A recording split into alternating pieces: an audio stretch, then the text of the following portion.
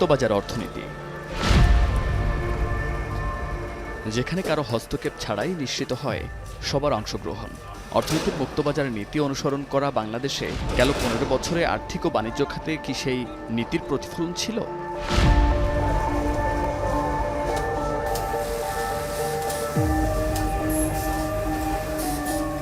কর্তৃত্ববাদী আওয়ামী শাসনামলের অর্থনৈতিক ভঙ্গুরতায় সে প্রশ্নের উত্তর স্পষ্ট। মুক্তবাজার থেকে সরে এসে গোষ্ঠীতান্ত্রিক বাণিজ্য নীতিতে পরিণত হয় পুরো খাত, যার একচেটিয়া সুবিধা পেয়েছে বেক্সিমকো, এসালম সহ বেশ কিছু প্রতিষ্ঠান সহ আওয়ামী লীগের আত্মীয় স্বজন। ২০০৯ থেকে ২০২৩ সালের মধ্যে ২৪টি বড় অনিয়মে শুধু ব্যাংক থেকে লুট হয়েছে ৯২,০০০ কোটি টাকার বেশি, আর এডিপির ৪০% অর্থ লুটপাট করেছে আমলারা। এ সময়ে খেলাপি ঋণ প্রায় ৭ লাখ কোটি টাকা। এছাড়াও ২,৭৬,০০০ কোটি টাকার ঋণকে ১৮,৩৫,০০০ কোটি টাকায় পরিণত করে দেশ ছেড়ে পালিয়েছে স্বৈরাচার শেখ হাসিনা।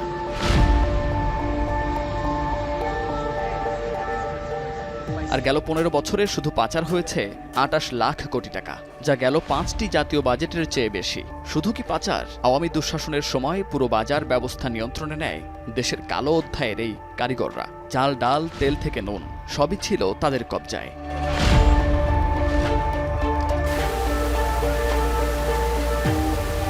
এছাড়া ব্যাংক খাতে ব্যাপক জালিয়াতি, রিজার্ভ চুরি কিংবা শেয়ার বাজার লুটের মাঝেই চলতে থাকে রপ্তানি হিসাবে গড়মিলের মতো জাতীয় কেলেঙ্কারি। গেল ১০ বছরে এনবিআরের চেয়ে রপ্তানির বেশি হিসাব দেখিয়েছে রপ্তানি উন্নয়ন ব্যুরো।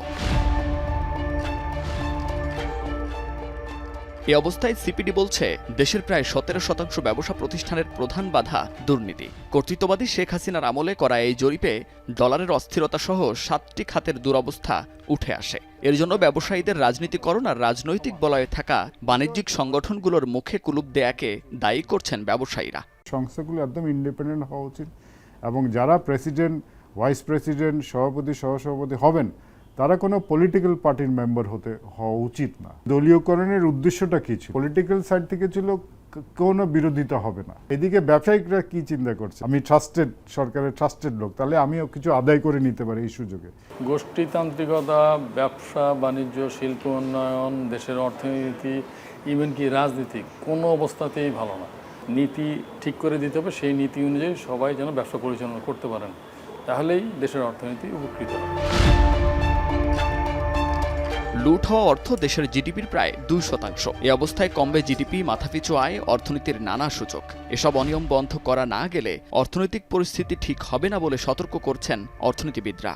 আমাদের যে সংস্কার উদ্যোগগুলো, সেই উদ্যোগগুলো যেন এক ধরনের পলিটিক্যালি ফিজিবল, রাজনৈতিকভাবে সমাধানযোগ্য এক ধরনের প্রস্তাবনা যাতে নিয়ে আসে, যাতে নতুন যে সরকারই আসুক তারা যাতে এই ধরনের সমাধানগুলো করার ক্ষেত্রে তারা যে খুব অস্বস্তি না বোধ করেন। যেভাবে আছে এইভাবে থেকে যদি নতুন আর একটা সরকার আসে তাহলে এইভাবে ধারাবাহিকতা অব্যাহত থাকবে। যে কোনো সরকার ক্ষমতায় আসলে যারা বিরোধী দলে থাকে তখন এই কালো আইনগুলার বিরোধিতা করে তারা, কিন্তু তারা যখন ক্ষমতায় আসে তখন ওই আইনগুলোকে তাদের জন্য আশীর্বাদ হয়েছে, এটাকে তারা ব্যবহার করে।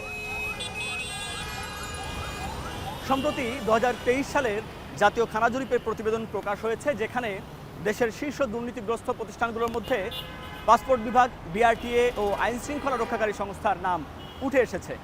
এগুলো তো রয়েছেই, তবে গেল ১৫ বছরে ব্যাংক, ভৌত অবকাঠামো, জ্বালানি ও আইসিটি খাতে দেশের সবচেয়ে বড় দুর্নীতি হয়েছে বলে মনে করেন অর্থনীতিবিদরা। তাই আমদানি রপ্তানি বাণিজ্য সহ দেশের সার্বিক আর্থিক খাতের প্রবৃদ্ধি রক্ষায় মুক্তবাজার অর্থনীতির ধারা বজায় রাখার পাশাপাশি বাণিজ্যিক খাত যাতে আর ক্ষমতার বলয়ে গোষ্ঠীতান্ত্রিকতার কবলে না পড়ে সে বিষয়ে স্থায়ী সমাধানের কথা বলছেন অর্থনীতিবিদরা। মুন্নাফ রশিদ, এখন, ঢাকা। মাঠের অলরাউন্ডার আমি, আর ঘরের allrounder Tylox. Tylox toilet cleaner, clean মানেই টাইলক্স।